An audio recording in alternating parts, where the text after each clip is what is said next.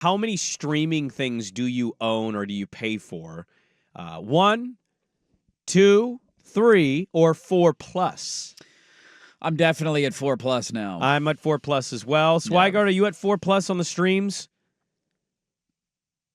I'm probably between 3 and 4. Okay. Well, one listener I thought brought up an interesting point, and it's something that I agree with, of what just the long-term health of sports. What does it do to the casual fan?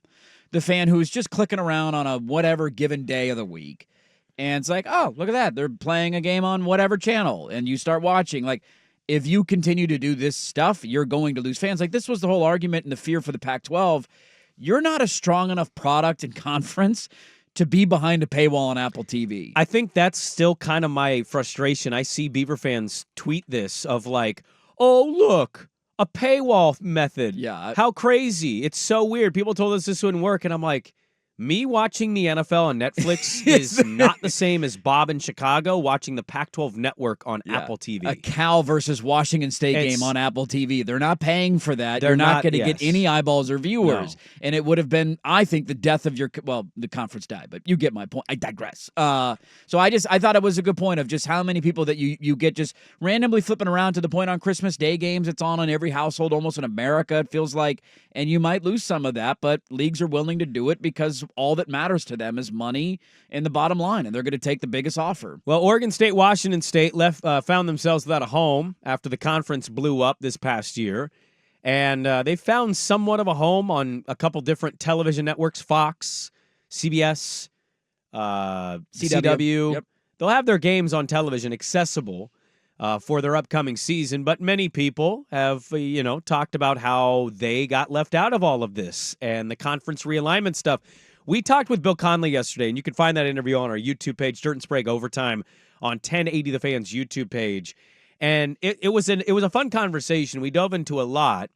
But one thing that he had said, we had asked the conference that may make sense if you're to keep an optimistic viewpoint on this stuff. Bill Conley gave us his thoughts on the conferences to keep an eye on. I mean, I do think the Big 12 is kind of a wild card just from the perspective of they seem to be willing to create like a 32-team conference if the dynamics are right. They're willing to take a big swing, and I think they've already taken one. We'll just, I don't know. I can't tell like what a timeline on that would be. Obviously, the next step here is the revenue sharing aspect and who does that, and what groups that forms and all that. That's kind of probably the next step. I don't see the Big 12 doing anything before then.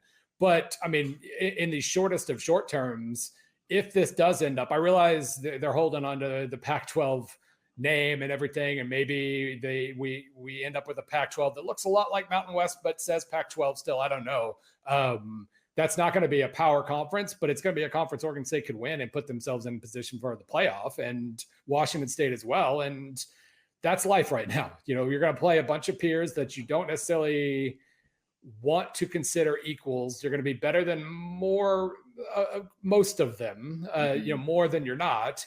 And you're going to go try to win a conference and pull off a playoff bid. And maybe that's pretty decent living in the short term. And, when there's a big breakdown and suddenly only the teams that can pay $15 million a year to their football players end up in this other level. If you think you can do that, you join them. And then we see how the chips fall. But I think, like I said, my main recommendation is just be good at football, and that'll solve a few of the problems. And I think that, that's a good point. I think it's pretty logical. The story he wrote at ESPN.com is a really good read of the backstory of other programs that have gone through realignment and found themselves back in power conference situations. Game of musical chairs, they didn't have a chair. My only pushback to that as a logical sports fan, because I want Oregon State and Washington State in a power conference, I absolutely do.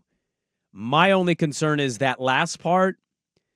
When you say be good, I'm thinking like 11-1. I don't know if that's possible because you lost so much talent and you're having a coaching turnover. Sometimes there tends to be a regression with this stuff at certain programs. Mm-hmm. The other is the examples he uses. So he puts Montana, Idaho in it. He also talks about SMU and Houston and TCU, and those are fine examples. The one thing that's different about them, they're in Houston. They're in the Dallas-Fort Worth area. They're based around major metropolitan areas. And so, yeah, they were outside looking in for a long time in this power conference conversation, but it's not a shock that the money got to a point where they found themselves back in it. Whereas I worry about that. That's what I worry about for Oregon State, Washington State, is not having that. And then also, if you don't have that 10-2 or better season, Sure. what does that mean if you're 7-5 in the Mountain West? I mean, it was kind of a mixed bag. It was a fun read.